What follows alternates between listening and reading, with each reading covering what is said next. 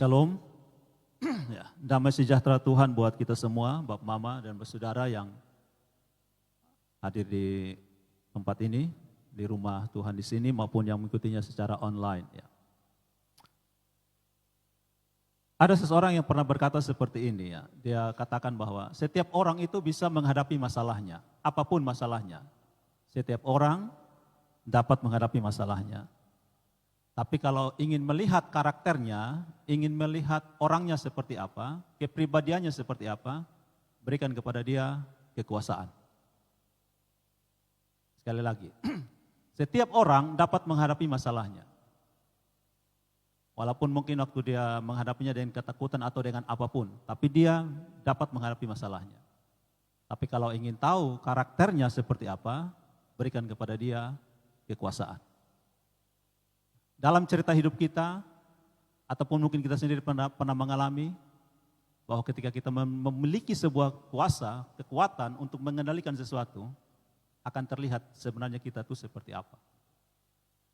Nah, hari ini saya ajak kita untuk melihat satu ya, tema yang saya beri tema atau judulnya Final Call, berdandanlah jiwaku. Final Call ya, berdandanlah jiwaku. Kalau Bapak Mama Saudara yang pernah naik pesawat terbang, pasti sering mendengar istilah final call atau this is the last call. Ya. Ini panggilan yang terakhir gitu ya. Biasanya kita kalau sudah masuk ruang tunggu, mulai antri untuk menuju pesawat, sering ya apa tuh informannya atau customer service akan katakan this is the final call, this is the last call. Ini panggilan yang terakhir, panggilan yang terakhir untuk semua siap masuk ke bandara, masuk ke boarding pesawat gitu ya. Pernah satu kali saya di Jakarta, mau terbang balik ke Kupang, karena tidur pesawat saya pagi hari, naik Garuda yang pagi hari, kemudian saya menginap agak jauh dari bandara. Jadi tengah malam saya kaget bangun dan harus ke bandara, karena saya kurang siap, kurang persiapan. Jadi saya saat itu baru mau hubungi Grab untuk antar, Grab juga datang buru-buru. Lalu saya minta kepada dia secepat-cepatnya gitu, tidak boleh terlambat pesawat. Dia gas secepat-cepatnya cari jalan yang paling pintas, lalu saya lihat ini sudah mau dekat jam boarding. Saya minta dia bilang lebih cepat lagi, dia sampai rasa-rasa mau marah saya. Ini sudah paling cepat, mau cepat seperti apa lagi. Saya dalam hati terus berdoa, Tuhan tolong supaya jangan terlambat. Dan pesawat saya itu sudah pindah terminalnya begitu. Jadi saya pergi ke terminal yang sebelumnya. Sampai di situ ternyata sudah terlambat. Baru di counternya bilang pesawatnya di terminal sebelah. Mau naik kendaraan sudah susah gitu ya, sulit dapat. Akhirnya dapat juga sampai di terminal, kalau tidak salah terminal 3 di Cengkareng. Sampai di sana saya lari sekencang-kencangnya pergi ke counter bilang pesawatnya sudah bergerak. Lalu saya bilang, bisa tidak suruh tunggu gitu ya. Dia bilang coba saya telepon. Jadi dia telepon, sebelumnya dia tidak kasih tahu bahwa pesawat sudah bergerak. Dia bilang coba saya hubungi ya. Ketika telepon dari atas pesawat bilang pesawatnya sudah jalan. Kalau sudah jalan tidak bisa lagi. Kalau dia masih parkir masih bisa. Sudah jalan dia tidak bisa lagi. Saya rasa-rasa mau menangis di bandara. Harus pulang Kupang. Mau jalan kaki kan jauh sekali itu. Mau tidak mau, beli tiket lagi. Dan Bapak Mama Saudara kalau beli tiket di bandara itu sudah tahu harga berapa. Bisa 2 kali lipat, bisa 3 kali lipat. Tapi mau tidak mau harus beli. Kan tidak mungkin jalan kaki. Nah, kalau kita tidak perhatikan baik-baik final call dalam hidup kita akan rugi banyak. Dan kalau kita dengar firman Tuhan, setiap kali kita dengar firman Tuhan itu adalah final call bagi kita, the last call. Ada orang katakan begini ya, ada yang bilang ini akhir zaman, ada yang bilang ini akhir waktu, apapun juga itu. Tapi kalau kita lihat hitung-hitungan dalam Alkitab, dari zaman Adam sampai ke zaman Nuh itu 2000 tahun. Zaman Nuh sampai zaman Yesus itu 2000 tahun. Yesus ke kita ini sudah 2000 sekian tahun. Biasanya setiap habis masa 2000 tahun sesuatu terjadi. Dari Adam ke Nuh 2000 tahun yang terjadi apa? Kejahatan meningkat, lalu air bah terjadi.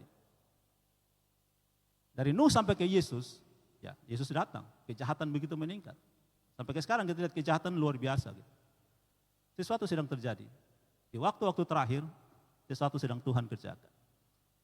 Nah, tema kita juga selain final call, berdandanlah jiwaku. Kalau saya tanya Bapak Mama semua, saudara yang ada di sini. Saya sering bilang ini, apa kabar gitu kan, biasanya orang bilang baik. Ketika kita katakan baik, kita selalu menghubungkannya dengan fisik kita. Apa kabar hari ini? Saya lagi flu, lagi pilek. Tapi kalau dikatakan bagaimana dengan jiwamu hari ini? Apakah jiwa kita sudah makan hari ini? Atau jiwa kita sedang lapar?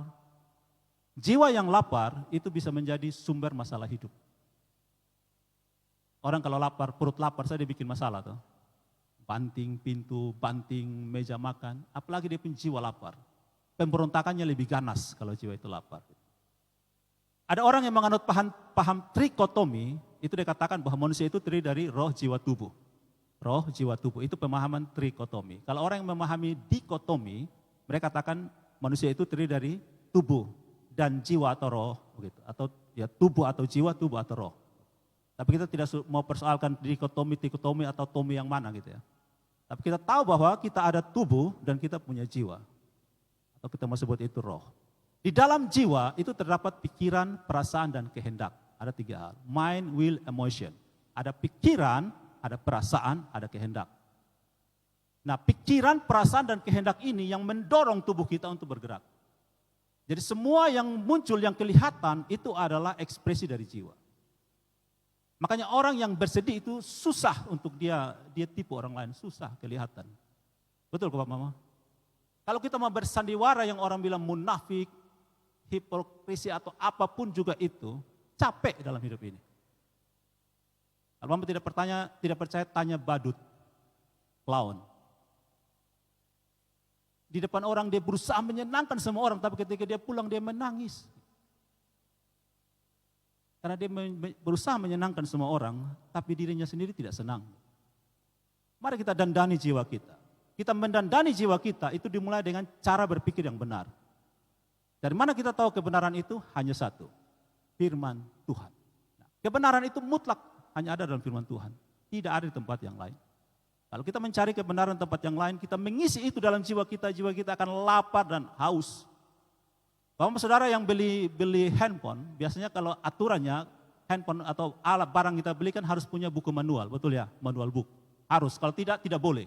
Itu aturannya.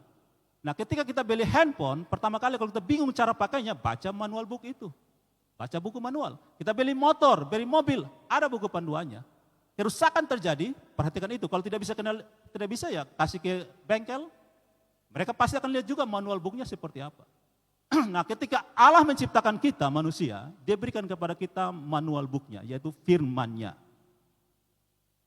Dan firman-Nya itu tertulis kita baca. Kalau punya masalah hidup, masalah jiwa, baca firman Tuhan. Jangan cari yang lain.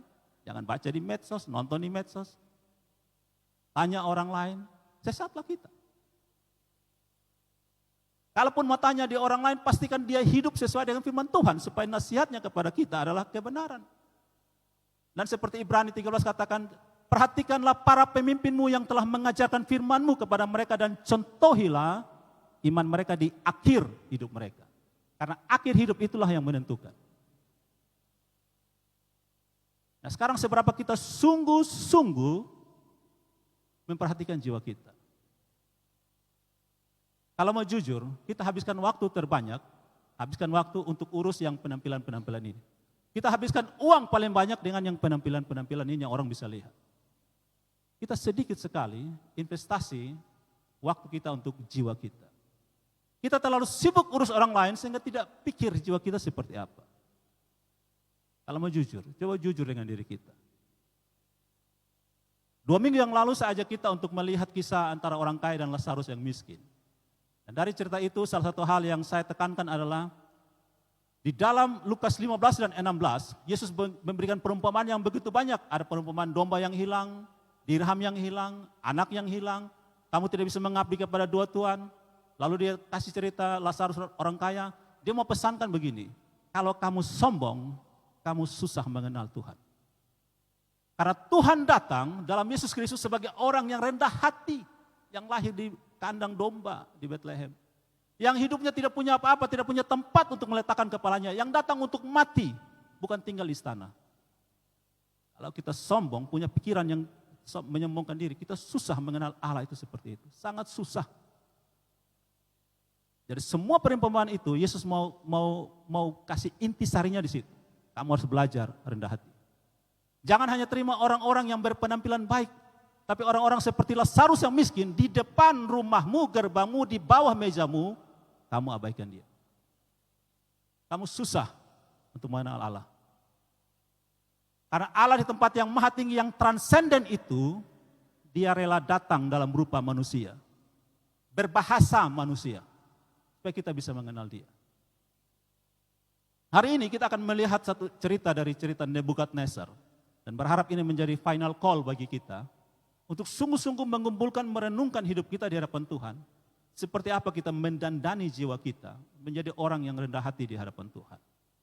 Kerendahan hati itu ditunjukkan dengan mengakui orang lain lebih hebat dari saya. Mengakui Allah yang Maha Kuasa dan saya tidak ada apa-apanya. Nah, kita akan belajar dari Nebukadnezar yang meninggikan diri di hadapan Tuhan, lalu Tuhan menghukum dia melalui sesuatu yang sangat sangat mengenaskan dalam sejarah manusia. Seorang raja yang hebat, yang menguasai hampir seluruh dunia, hidup seperti binatang. Dan dibuang keluar dari istananya, karena dia berperilaku seperti binatang. Coba Papa punya anak yang seperti binatang. Kita suruh dia tinggal di rumah kau di mana? Kita saya bilang apa? Lu nih ke kode, loncat sini, pisana dong. Hati-hati kalau, kan kita sering bilang, orang bilang apa? Kata-kata itu berkuasa toh. Kalau kita bilang anak kita anjing-anjing, tip-tip dia gigit kita. Nah kalau dia gigit kita jangan marah, karena kita yang menjadikan dia anjing. Kalau kita sering bilang dia kode-kode, dia loncat sini dan jarang di rumah, jangan tersinggung. Karena kita menjadikan dia kode. Dia tidak mau jadi kode, kita bikin dia jadi kode. Kita melahirkan dia dalam tubuh manusia, tapi kita berikan kepada dia jiwa kode. Jadi penampilannya manusia, perilakunya kode. Siapa yang bikin? Ya Bapak Mama yang bikin. Ya kalau mau dia perilaku seperti manusia, ya bikin dia jadi manusia yang benar. Nah, saya minta tolong Ibu baca bagi kita, Daniel 4 ayat 1 sampai 37. Bapak Mama, saudara bisa membuka Daniel 4 ayat 1 sampai 37, silakan. Daniel pasal 4 ayat 1 sampai 37, demikian firman Tuhan. Nebukadnezar meninggikan diri dan direndahkan. Dari Raja Nebukadnezar kepada orang-orang dari segala bangsa, suku bangsa dan bahasa yang diam di seluruh bumi. Bertambah-tambahlah kiranya kesejahteraanmu. Aku berkenan memaklumkan tanda-tanda dan mujizat-mujizat yang telah dilakukan Allah yang maha tinggi kepadaku. Betapa besarnya tanda-tandanya dan betapa hebatnya mujizat-mujizatnya. Kerajaannya adalah kerajaan yang kekal dan pemerintahannya turun-temurun. Aku Nebukadnezar diam di dalam rumahku dengan tenang dan hidup dengan senang dalam istanaku. Lalu aku mendapat mimpi yang mengejutkan aku dan hayalanku di tempat tidurku serta penglihatan-penglihatan yang kulihat menggelisahkan aku. Maka aku mengeluarkan titah bahwa semua orang bijaksana di Babel harus dibawa menghadap aku supaya mereka memberitahukan kepadaku makna mimpi itu. Kemudian orang-orang berilmu, ahli jampi, para kasdim, dan ahli nujum datang menghadap dan menceritakan kepada mereka mimpi itu, tetapi mereka tidak dapat memberitahukan maknanya kepadaku. Pada akhirnya Daniel datang menghadap aku, yakni Daniel yang dinamai Balsazar, menurut nama dewaku, dan yang penuh dengan roh para dewa yang kudus. Lalu kuceritakan kepadanya mimpi itu. Hai Balsazar, kepada kepala orang-orang berilmu, aku tahu bahwa engkau penuh dengan roh para dewa yang kudus, dan bahwa tidak ada rahasia yang sukar bagimu. Sebab itu inilah riwayat penglihatan mimpi yang kudapat, maka ceritakanlah kepadaku maknanya. Adapun penglihatan yang kudapat di tempat tidurku itu demikian. Di tengah-tengah bumi ada sebatang pohon yang sangat tinggi. Pohon itu bertambah besar dan kuat, tingginya sampai ke langit dan dapat dilihat sampai ke ujung seluruh bumi. Daun-daunnya indah, buahnya berlimpah-limpah, padanya ada makanan bagi semua yang hidup. Di bawahnya binatang-binatang di padang mencari tempat bernaung, dan di dahan-dahannya bersarang burung-burung di udara, dan segala makhluk mendapat makanan daripadanya. Kemudian dalam penglihatan yang kudapat di tempat tidurku itu, tampak seorang penjaga, seorang kudus turun dari langit. Ia berseru dengan nyaring demikian katanya, Tebanglah pohon itu dan potonglah dahan-dahannya, gugurkanlah daun-daunnya dan hamburkanlah buah-buahnya. Biarlah binatang-binatang lari dari bawahnya dan burung-burung dari dahan-dahannya. Tetapi biarkanlah tunggulnya tinggal di dalam tanah, terikat dengan rantai dari besi dan tembaga, di rumput muda di padang. Biarlah ia dibasahi dengan embun dari langit dan bersama-sama dengan binatang-binatang mendapat bagiannya dari rumput di bumi. Biarlah hati manusia berubah dan diberikan kepadanya hati binatang, demikianlah berlaku atasnya sampai 7 masa berlalu. Titah itu adalah menurut putusan para penjaga dan hal itu menurut perkataan orang-orang kudus, supaya orang-orang yang hidup tahu bahwa yang maha tinggi berkuasa atas kerajaan manusia dan memberikannya kepada siapa yang dikehendakinya. Bahkan orang yang paling kecil sekalipun dapat diangkatnya untuk kedudukan itu. Itulah mimpi yang kudapat, aku Raja Nebukadnezar. Sekarang engkau Balsazar, katakanlah kepadaku maknanya, sebab semua orang bijaksana dari kerajaanku tidak dapat memberitahukan maknanya kepadaku. Tetapi engkaulah yang sanggup, karena engkau penuh dengan roh para dewa yang kudus. Lalu berdirilah Daniel yang namanya Balsazar, tercengang beberapa saat, pikiran-pikirannya menggelisahkan dia. Berkatalah Raja, Balsazar, janganlah mimpi dan maknanya itu menggelisahkan engkau. Belsazar menjawab, Tuanku, biarlah mimpi itu tertimpa atas musuh Tuanku dan maknanya atas seteru Tuanku. Pohon yang Tuanku lihat itu yang bertambah besar dan kuat, yang tingginya sampai ke langit dan yang terlihat sampai ke seluruh bumi, yang daun-daunnya indah dan buahnya berlimpah-limpah, dan padanya ada makanan bagi semua yang hidup, yang di bawahnya ada binatang-binatang di padang, dan di dahan-dahannya bersarang burung-burung di udara. Tuankulah itu ya Raja, Tuanku yang telah bertambah besar dan kuat, yang kebesarannya bertambah sampai ke langit, dan yang kekuasaannya sampai ke ujung bumi. Tentang yang Tuanku Raja lihat, yakni seorang penjaga, seorang kudus yang turun dari langit, sambil berkata, tebanglah pohon ini dan binasakanlah dia, tetapi biarlah tunggulnya ada di dalam tanah, terikat dengan rantai dari besi dan tembaga, di rumput muda di padang, dan biarlah ia dibasahi dengan embun dari langit, dan mendapat bagiannya bersama-sama dengan binatang-binatang di padang, hingga sudah berlaku yang demikian atasnya sampai 7 masa berlalu. Inilah maknanya ya Raja, dan inilah putusan yang maha tinggi mengenai Tuanku Raja. Tuanku akan dihalau dari antara manusia, dan tempat tinggal Tuanku akan ada di antara binatang-binatang di padang. Kepada Tuanku akan diberikan makanan rumput seperti kepada lembu, dan Tuanku akan dibasahi dengan embun dari langit, dan demikianlah akan berlaku atas Tuanku sampai 7 masa berlalu. Hingga Tuanku mengakui bahwa yang maha tinggi berkuasa atas kerajaan manusia dan memberikannya kepada siapa yang dikehendakinya. Yang dikatakan tentang membiarkan tunggul pohon itu, berarti kerajaan Tuanku akan kembali Tuanku pegang segera sesudah Tuanku mengakui bahwa sorgalah yang mempunyai kekuasaan. Jadi ya Raja, biarlah nasihatku berkenan pada hati Tuanku. Lepaskanlah diri Tuanku daripada dosa dengan melakukan keadilan, dan daripada kesalahan dengan menunjukkan belas kasihan terhadap yang tertindas. Dengan demikian kebahagiaan Tuanku akan dilanjutkan. Semuanya itu terjadi atas Raja Nebukadnezar. Sebab setelah lewat 12 bulan ketika ia sedang berjalan-jalan di atas istana raja di Babel, berkatalah Raja, bukankah itu Babel yang besar itu, yang dengan kekuatan kuasaku dan untuk kemuliaan kebesaranku telah kubangun menjadi kota kerajaan? Raja belum selesai bicara ketika suatu suara terdengar dari langit.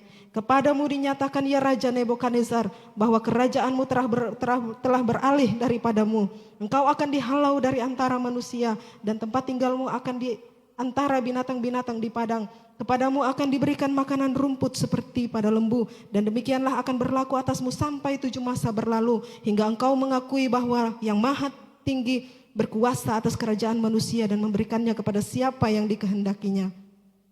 Pada saat itu juga terlaksanalah perkataan itu atas Nebukadnezar, dan ia dihalau dari antara manusia dan makan rumput seperti lembu, dan tubuhnya basah oleh embun dari langit, sampai rambutnya menjadi panjang seperti bulu burung Raja Wali, dan kukunya seperti kuku burung. Tetapi setelah lewat waktu yang ditentukan, aku Nebukadnezar menengadah ke langit, dan akal budiku kembali lagi kepadaku. Lalu aku memuji yang maha tinggi dan membesarkan dan memuliakan yang hidup kekal itu, karena kekuasaannya ialah kekuasaan yang kekal dan kerajaannya turun-temurun.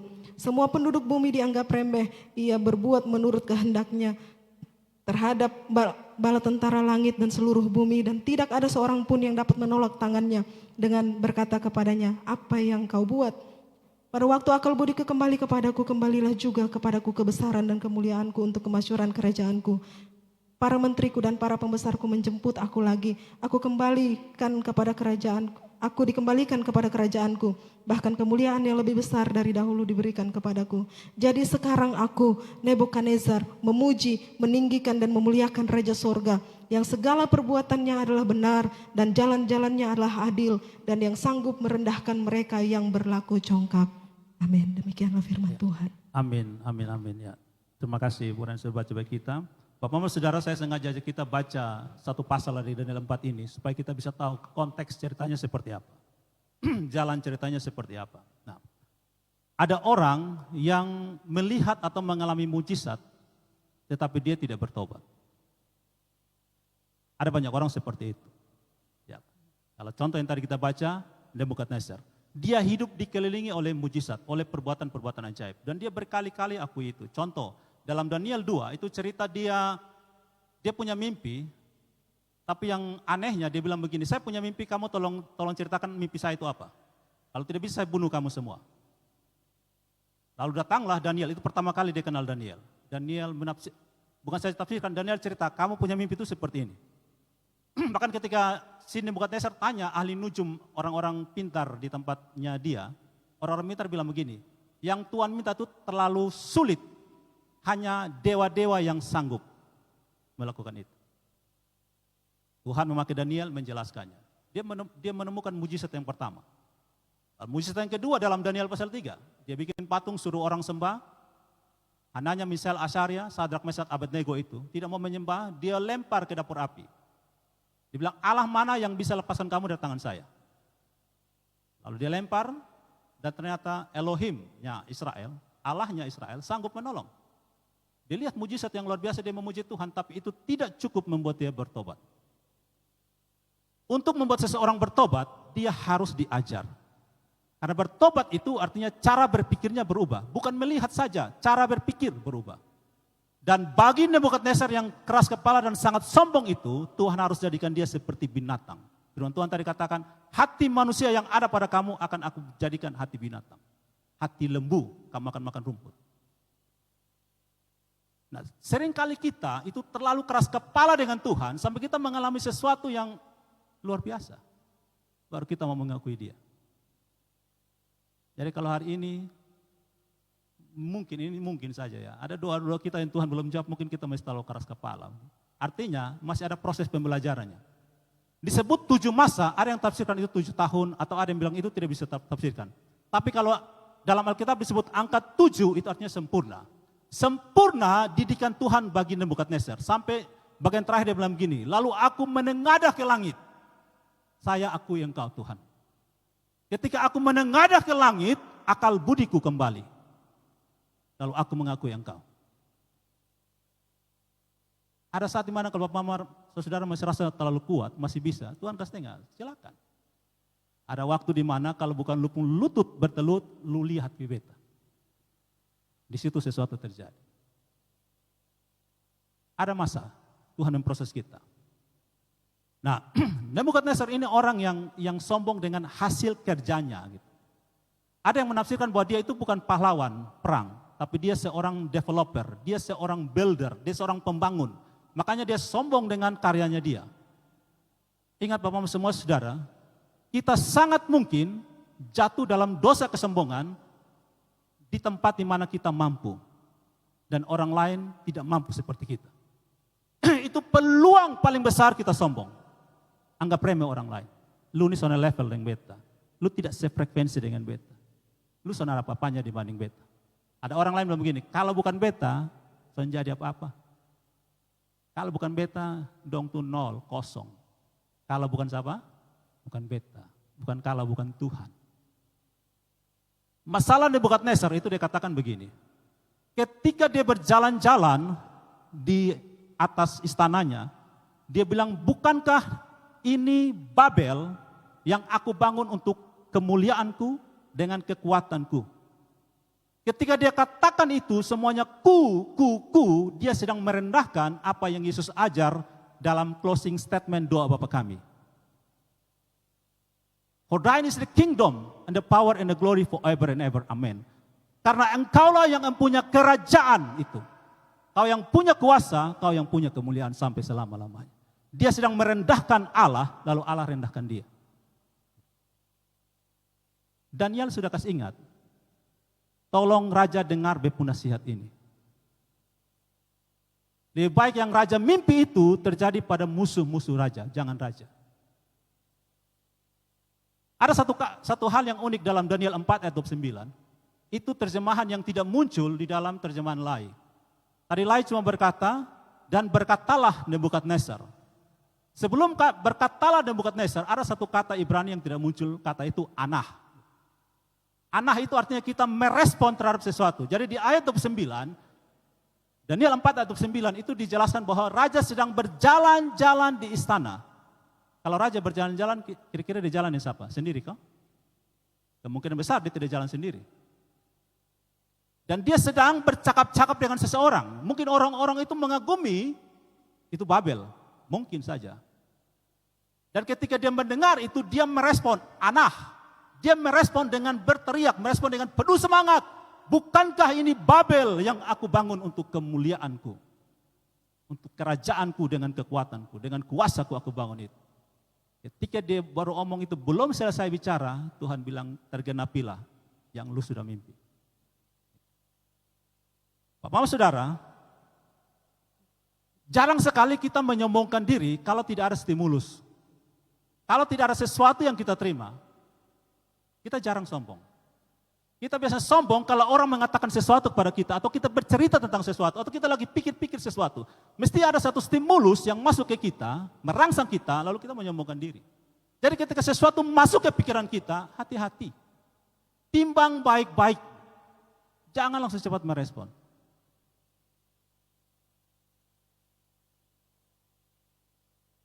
Adam dan Hawa, terutama Hawa, pertama kali yang menerima buah dari ular itu, ular punya tawaran.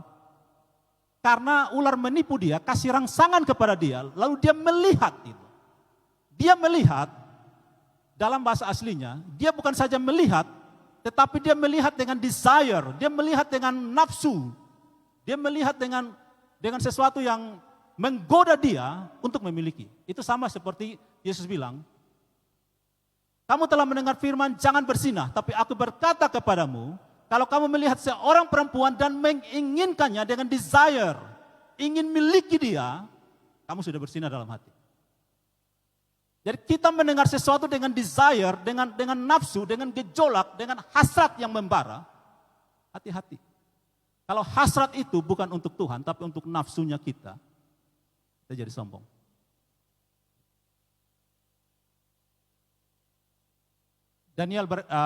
Nebukadnezar berkata, aku.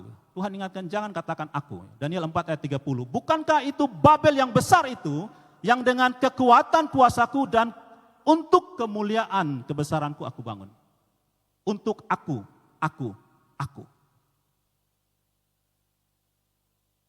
Hati dan kita yang suka bilang, aku. Belajar untuk memuji Tuhan. Makanya di Yakobus dia katakan, kalau kamu buat perencanaan, katakan apa? Jikalau Allah berkenan. Aku akan buat ini dan buat itu. Kalau tidak berkenan, ya sudah.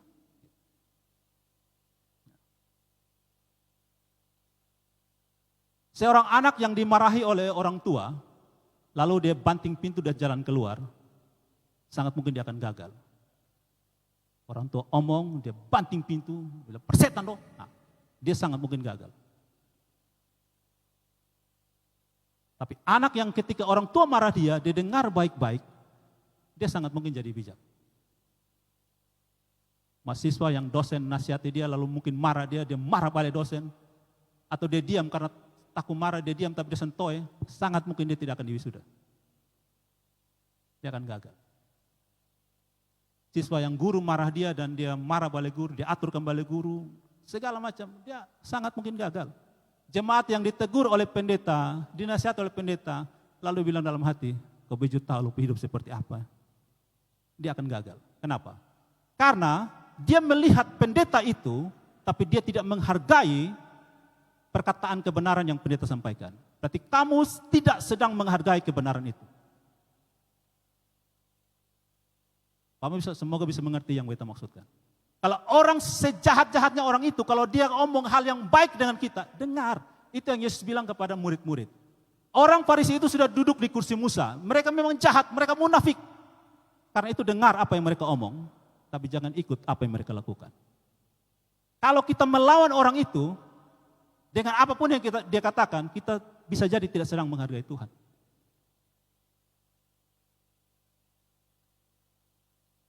Seorang pendeta yang berusaha hidup benar, tidak mungkin dia ada di mimbar ini, dia omong maki-maki, kata-kata yang tidak benar. Tidak mungkin. Walaupun dia hidup mungkin tidak benar. Ya. Mungkin kita tidak mau hargai orang itu, tapi hargai perkataannya. Karena yang dia omong itu kebenaran. Anak yang tidak pernah diajari hidup dalam kesulitan oleh orang tua, percaya, satu saat dia akan menyusahkan orang tuanya dan menyusahkan semua orang. Ya, orang tua mesti ajar anak itu hadapi kesulitan. Jangan manjakan dia. Kalau kita manjakan dia, kita sedang menyiapkan kematiannya satu saat. Dan kegagalan yang bertubi-tubi dia akan hadapi. Orang tua harus keras dengan anak. Harus tegas dengan anak itu.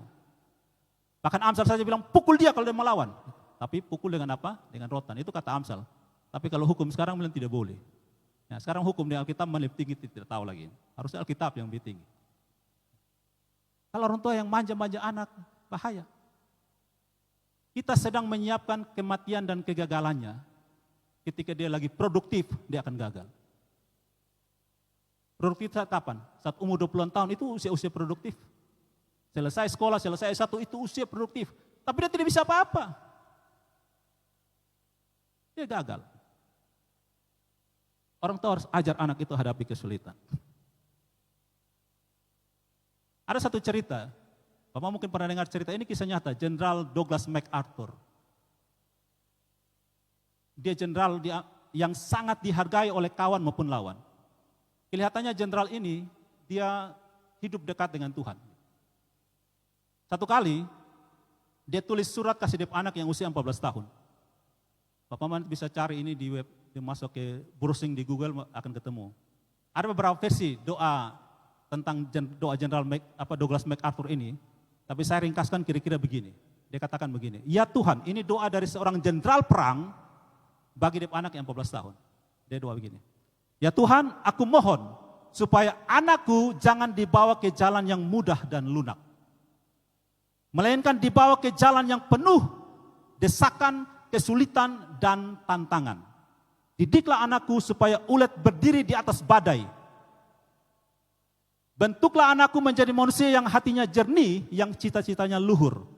Anak yang sanggup memimpin dirinya sebelum sanggup memimpin orang lain. Dengan demikian, aku ayahnya akan memberanikan diri untuk berbisik, hidupku ini tidak sia-sia. Amin. Itu doanya dia. Ya sekali lagi, bapak mama yang punya anak, ajar dia hadapi kesulitan. Jangan apa-apa, sini bapak yang kerja, sini mama yang kerja. Kita sedang membunuh dia. Dia tidak akan jadi apa-apa. Bukan saja tidak jadi apa-apa, menyusahkan orang tua dan menyusahkan semua orang. Dan di mana-mana dia akan bilang aku. Kenapa? Karena sejak kecil orang tua ajar dia aku. Aku mau begini, aku mau begitu. Ya, seperti Doraemon, aku mau begini, aku mau begitu, tinggal ambil terbang. Ada lagi orang yang hidup beribadah dan memuji Tuhan, tapi pikirannya tidak bertobat. Dia rajin gereja, tapi dia tidak bertobat. Pikirannya tidak berubah. Hidup bergaul dengan orang-orang yang beribadah kepada Tuhan dengan sungguh-sungguh pun tidak berubah. Nebukadnezar dengan Daniel itu dong seperti apa mungkin ya, seperti apa tuh? Pokoknya satu kaki lah begitu. Tiap hari dia hidup melihat Daniel, Hananya, Misael, Asaria, Sadak, Mesak, Abednego itu punya hidup seperti apa, mengalami mujizat, tapi dia tidak bertobat. Ada yang parah, yang salah di situ. Jadi jangan langsung cepat percaya lihat orang yang rajin beribadah. Yang ini bukan bilang yang WL dan singer, pemusik, bukan. Tapi jangan cepat percaya dengan orang yang seperti itu. Hati manusia tidak ada yang tahu, betul ya? Rambut boleh sama hitamnya, kulit boleh sama warna, tapi hati tidak ada yang tahu. Mau tahu orang itu hidup bersama dengan dia.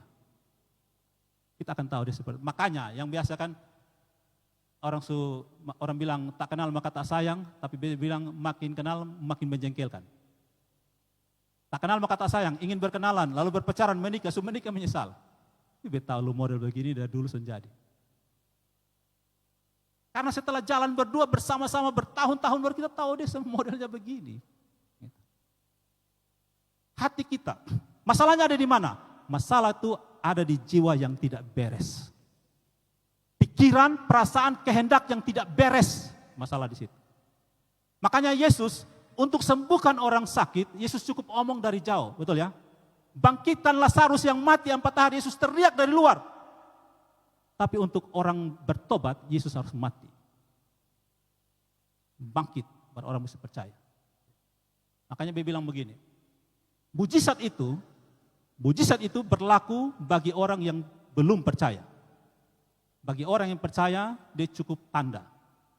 Bapak kalau kenal betul satu orang, Bapak tidak akan bilang begini pada dia, lu bikin doa baru percaya. Coba lu buktikan baru percaya. Kita tidak akan ngomong itu karena kita kenal dia. Betul ya?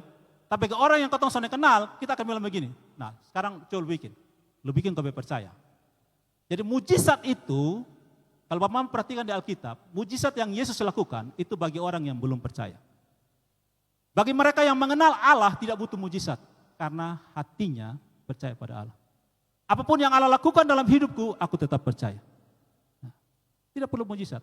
Gideon membutuhkan mujizat karena dia belum percaya pada Tuhan. Dia uji berkali-kali. Ini tidak salah kita minta mujizat, tidak salah. Tapi kalau kita sering-sering minta mujizat, bisa jadi kita belum sungguh-sungguh kenal Allah kita. Petrus di dalam cerita Matius 16 ayat 23, sebelum ayat 23, ayat 16, 18, Petrus mengakui bahwa Yesus itu Mesias anak Allah yang hidup. Tapi kemudian setelah itu Yesus sampaikan bahwa dia akan mati, Petrus tarik Yesus dan bilang kalau jangan terjadi itu pada dirimu. Tapi Yesus bilang, enyahlah iblis, kau batu sandungan bagiku, karena engkau memikirkan apa yang dipikirkan manusia, bukan apa yang Allah pikirkan.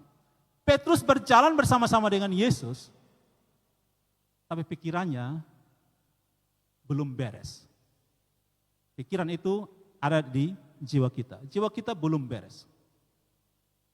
Nah, bet aja kau untuk melihat untuk membantu kita memiliki pikiran yang benar tentang apa yang Tuhan sampaikan kepada kita. Kita melihat pola yang ada di PL dan PB, di Perjanjian Lama dan Perjanjian Baru. Kalau di Perjanjian Lama, Bapak Mama Saudara, Perjanjian Lama itu dia lebih bersifat fisik, apa-apa fisik.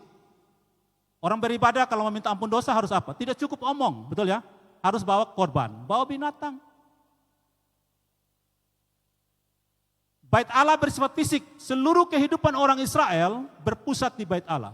Kehidupan dia, politiknya dia, ibadahnya dia berpusat di Bait Allah yang fisik. Makanya mereka sangat hancur habis-habisan ketika Bait Allah itu dihancurkan. Kalau mereka meminta ampun, harus bawa binatang ke Bait Allah. Berdoa, baru dosa diampuni. Nah sekarang Bait Allah dihancurkan, berarti 20 dosa, sudah diampuni. Seluruh kehidupannya bersifat fisik. Sedangkan di Perjanjian Baru, dia bersifat non-fisik. 1 Korintus 3:16 dikatakan, kamu adalah Bait Allah, tubuhmu Bait Allah. Kita ini Bait Allah. Pengakuan dosa kita, dasar kita bukan bawa korban lagi. Tadi misalnya kita doa minta ampun, tidak ada sapi di sini, lembu tidak ada. Tapi dasar kita adalah korban Yesus Kristus. Dia sudah berkorban bagi kita. Atas dasar korban Yesus Kristus, Tuhan saya minta ampun kepadamu. Nah, dan ada ayat yang terkenal yang sering orang kutip. Yohanes 20 ayat 19. Perkataan Yesus kepada Thomas. Karena kamu sudah melihat fisiknya, kan kamu minta tuh, mana itu bekas paku segala macam. Tunjukkan fisiknya ke saya, baru saya percaya. Itu cara berpikir Perjanjian Lama. Yesus bilang, karena kamu sudah lihat kamu percaya, tetapi makarios, diberkatilah, berbahagialah mereka yang tidak melihat namun percaya. Yesus sedang katakan kita semua saat ini. Kita orang yang makarios, bahasa Yunaninya makarios. Indonesia terjemahkan berbahagia, lebih tepat makarios itu diberkatilah mereka. Nah, itu bersifat non-fisik, spiritual. Kita belajar dari persembahan janda yang miskin dalam Markus 12 ayat 42. Lalu datanglah seorang janda yang miskin dan ia memasukkan 2 peser, yaitu 1 duit. Bapak Mama, saudara perhatikan baik-baik. Ukuran kerajaan Allah, saya ulangi, ukuran kerajaan Allah bukan berapa banyak yang kamu beri, tetapi berapa banyak yang kamu simpan. Sekali lagi, ukuran kerajaan Allah bukan berapa banyak yang kamu berikan, tapi berapa banyak yang kamu simpan. Orang-orang kaya itu pasti beri banyak sekali pada Tuhan, betul ya? Tapi yang dong simpan lebih banyak lagi. Janda yang miskin, dia hanya punya 2 peser, 1 duit. Tidak ada yang disimpan. Dia tidak tahu mau makan apa lagi. Janda ini, dia miskin secara spirit. Kalau kita lihat dalam perkataan Yesus khotbah di bukit Matius 5 ayat 3. Dikatakan berbahagialah, makarios, diberkatilah orang yang miskin di hadapan Allah karena mereka yang punya kerajaan surga. Sebenarnya di penerjemahan lebih tepat begini. Blessed are the poor in spirit. Diberkatilah orang yang miskin secara rohani. Miskin itu dari bahasa Yunani tokos. Miskin di Alkitab itu ada 2 jenis. 1, orang miskin tapi pulang masih bisa makan. Minimal 1 hari makan 1 kali masih ada.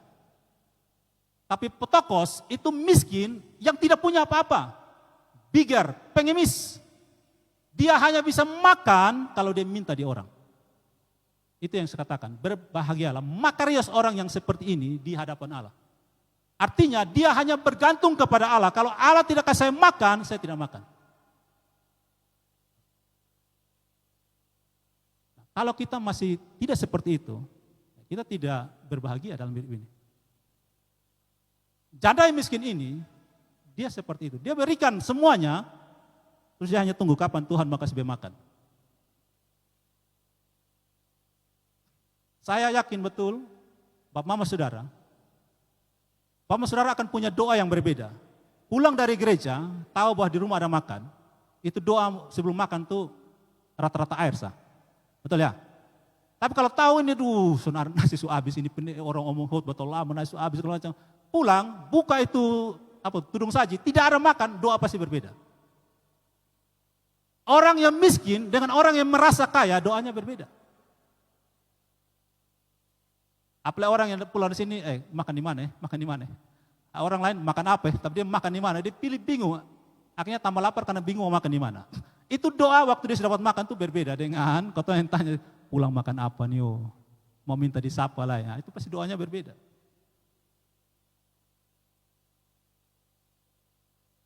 Belajar Bapak Saudara, belajar dari kehidupan Musa. Ada orang katakan kehidupan Musa itu dibagi dalam 3 periode, 3 kali 40. 40 tahun yang pertama, kira-kira kalau beta kasih istilah begini. 40 tahun yang pertama bagi Musa itu adalah I am something. I am something. Saya adalah sesuatu gitu. Itu sesuatu gitu.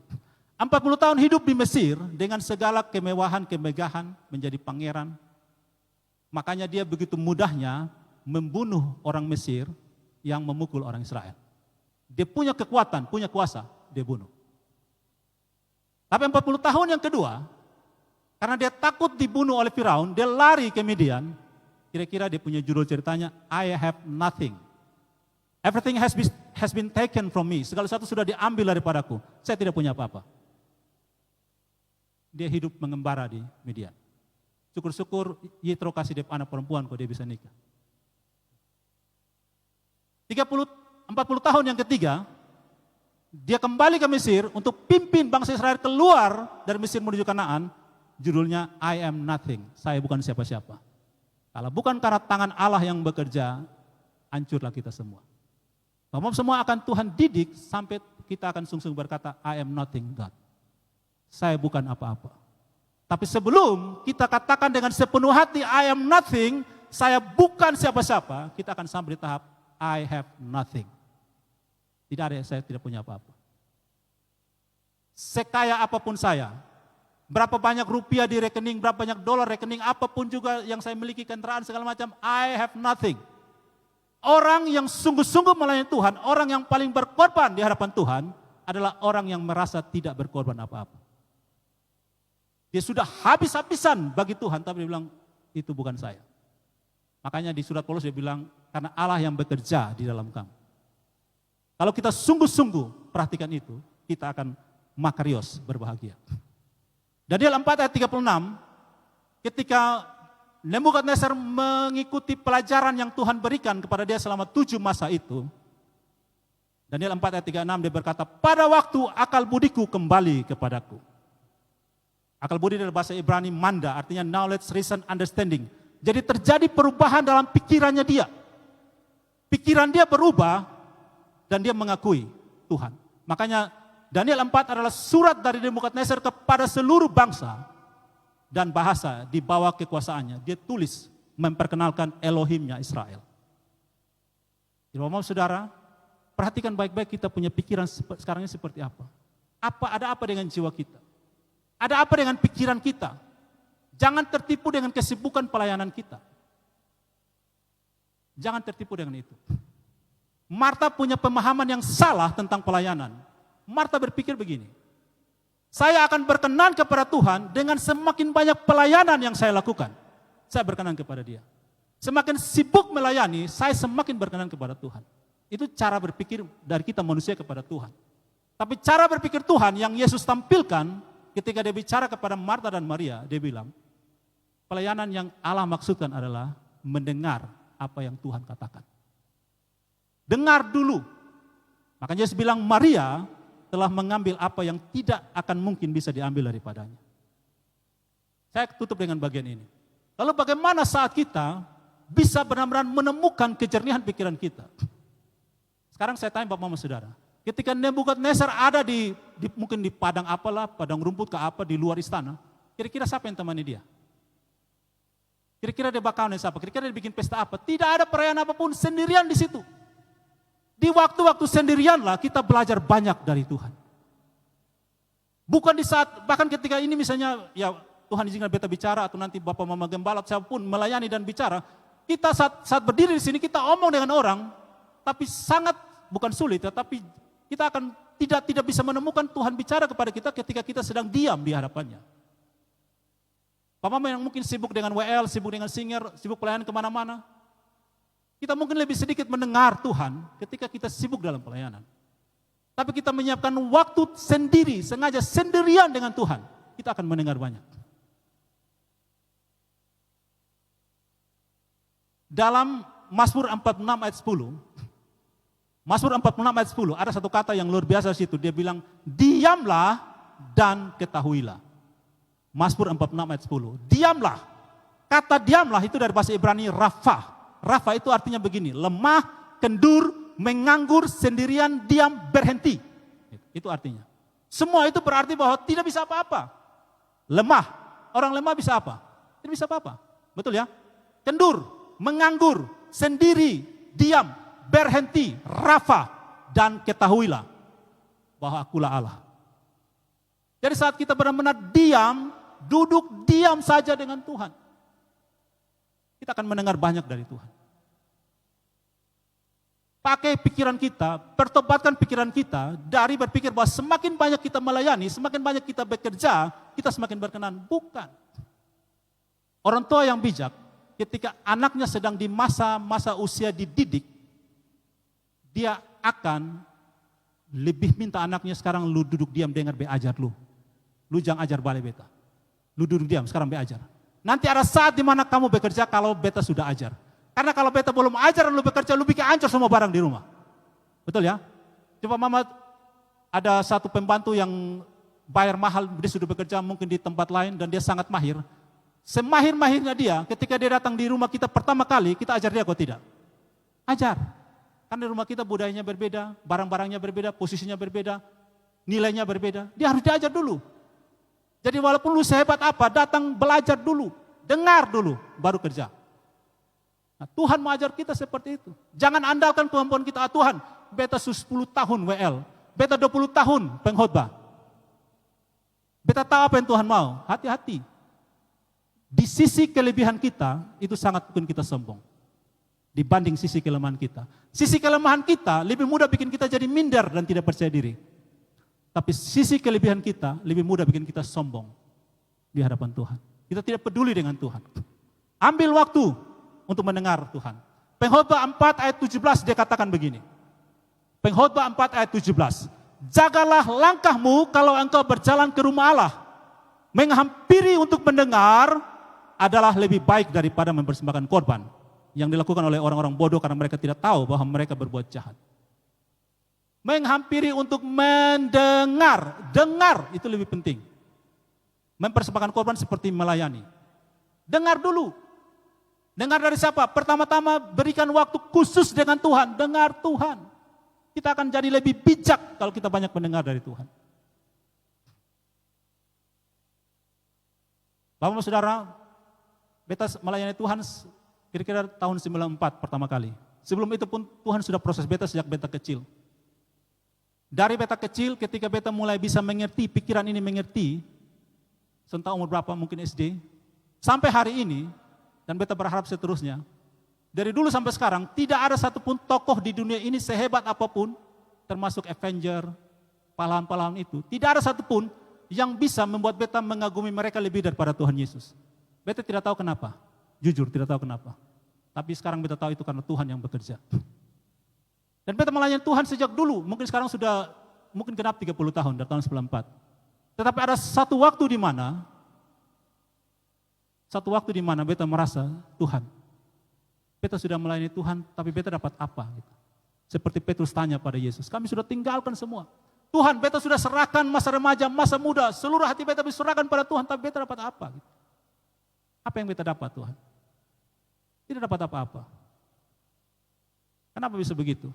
Ada kekosongan dalam beta punya jiwa. Dan itu beta hanya temukan ketika duduk diam di hadapan Tuhan. Bapak Saudara, ketika duduk diam di hadapan Tuhan, kita akan menemukan banyak sekali kekosongan dalam jiwa kita. Dan kekosongan itu hanya bisa diisi oleh firman Tuhan. Hanya Allah sendiri yang bisa mengisi. Kalau kita berusaha mengisi dengan materi dan segala macam, kita akan lapar dan haus terus. Bapak ingat cerita ketika Yesus menegur Nikodemus. Nikodemus itu kemungkinan besar dia lebih tua dari Tuhan Yesus. Dan Nikodemus itu bukan orang bodoh. Kalau dia seorang rabi, menurut tradisi di Yahudi, menjadi rabi itu sekolahnya lama. Dari umur 5 tahun terus belajar hukum Taurat, naik sampai sekolah khusus rabi. Itu orang-orang hebat. Ketika dia datang kepada Yesus, dia katakan, Rabi, dia panggil Yesus Rabi, dia mengaku Yesus Rabi, kami tahu engkau datang dari Allah, engkau utusan Allah. Tapi apa respon Yesus kepada dia? Respon Tuhan Yesus, Yohanes 3 ayat 3, kalau engkau tidak dilahirkan kembali, kau tidak akan melihat kerajaan Allah. Nikodemus melayani dari masa kecil. Dan dia bukan orang biasa-biasa, dia bukan jemaat biasa, dia rabi, dia pemimpin agama Yahudi. Tetapi hatinya itu kosong. Jiwanya tidak beres. Ada sesuatu yang harus dilakukan. Sekali lagi Bapak semua, hari ini kalau beta ajak ketong lihat ketong punya jiwa, lihat ketong punya pikiran. Yesus pernah bilang kepada murid-murid begini, apa yang kau pikirkan dalam hatimu? Pikir baik-baik apa yang kita pikirkan. Dan pikiran kita akan benar kalau kita berpijak dari kebenaran. Kalau tidak kita salah. Jadi beta mau bilang bahwa iman yang benar lebih penting daripada iman yang besar.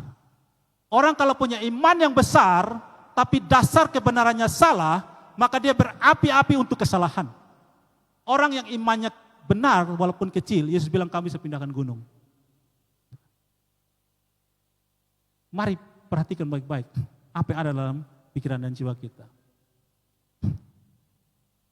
Bapak-bapak semua, kalau satu anak bayi, misalnya di bawah 5 tahun lah, atau mungkin di bawah 1 tahun, bayi, kira-kira dia bisa pegang gelas aqua ke sana yang ada isinya? Tidak bisa. Lalu ketika dia umur 10 tahun, bisa tidak dia pegang gelas yang aqua yang ada isinya? Bisa. Kenapa waktu dia masih kecil tidak bisa? Sedangkan umur 10 tahun bisa. Apakah ukuran gelas aqua itu bertambah atau berkurang? Tidak. Yang bertambah adalah apa? Kekuatannya. Masalah hidup kita itu tidak bertambah apa-apa. Masalah hidup kita tetap sama, tapi kenapa kita tidak sanggup untuk memikul beban masalah itu? Karena jiwa kita kropos. Kita lemah, tidak kuat. Duduk di hadapan Tuhan, berdiam diri rafa di hadapan Tuhan, Lalu Tuhan akan berikan kepada kita pengertian-pengertian tentang jiwamu yang kosong itu seperti apa, harus diisi dengan apa. Dan di saat itu kita akan mendapatkan kekuatan kembali. Ketika Nebukadnezar dia bilang, aku memandang ke langit, akal budiku kembali, kekuatanku kembali, kemuliaanku kembali, orang-orang datang menyebut aku, taruh aku di tempat sebelumnya, menjadi raja atas Babel.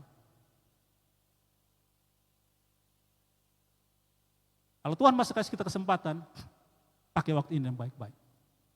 Tuhan bilang kepada Daniel, sampaikan kepada Nebukadnezar, kamu akan ditebang, tapi dibiarkan tunggul tetap ada. Tuhan perintahkan jangan cabut yang akarnya, biar akarnya tetap ada di tanah, dan tunas tunggul itu ada. Berarti ada harapan bagi Nebukadnezar. Kalau Tuhan masih kasih kita kesempatan, harapan itu, hargai itu. Itu anugerah bagi kita. Jangan sia-siakan. Kalau masih ada waktu untuk bergereja, beribadah, berdoa, belajar firman Tuhan, pakai waktu itu. Jangan sia-siakan. Kalau Tuhan kasih bangun tengah malam, semangat atau berat, tapi Tuhan kasih bangun, anggaplah Tuhan bangunkan untuk berdoa, bangun berdoa. Tidak harus bingung, Tuhan mau doa apa, tidak tahu. Diam saja di hadapan Tuhan, dan Tuhan akan kasih tahu. Berdiam di hadapan Tuhan. Semua sekarang kalau beta berdoa, beta jarang punya pokok doa. Beta akan duduk diam saja di Tuhan, arahkan hati pada Tuhan, pikiran pada Tuhan. Akan ada hal yang Tuhan sampaikan. Pakai waktu itu. Diam saja di hadapan Tuhan. Makanya Tuhan bilang tadi, Mazmur 46, diamlah, bukan bicaralah, diam. Dan ketahuilah bahwa akulah Allah, akulah Tuhan. Diam. Diam saja. Maria ketika duduk dengan Yesus, siapa yang banyak bicara? Yesus. Maria diam dan dengar.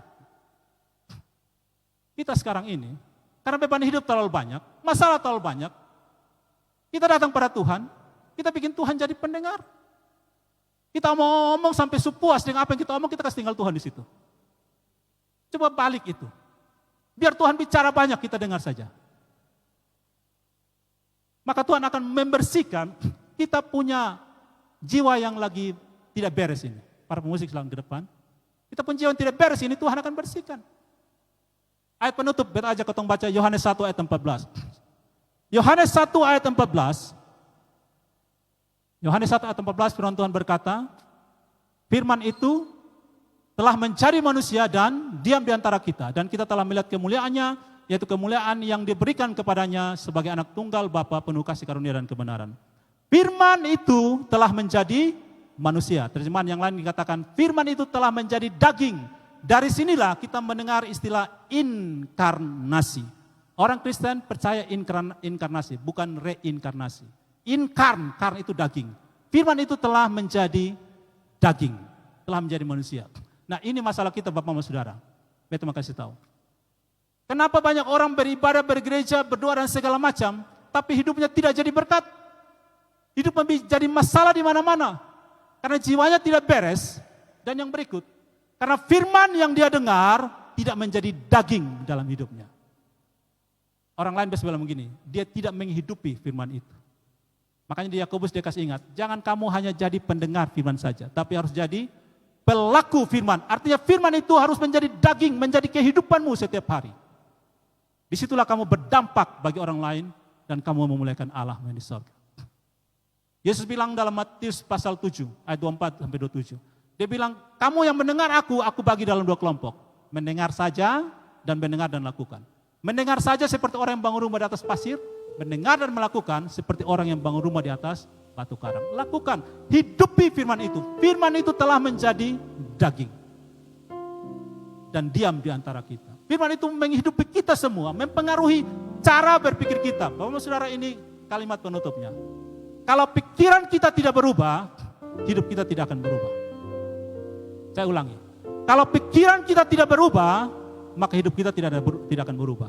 Dan menurut beta, orang gila adalah orang yang ingin mendapatkan sesuatu yang berbeda, tapi tetap melakukan hal yang sama. Itu orang gila. Saya ulangi. Orang gila adalah orang yang ingin mendapatkan sesuatu yang berbeda, tapi masih melakukan hal yang sama. Pikiran itu seperti mata air.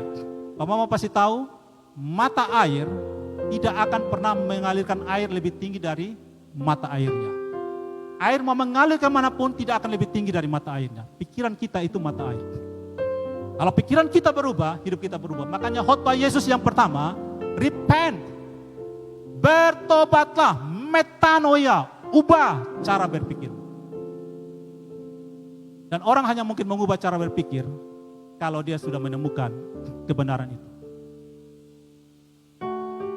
Hidupnya akan berubah.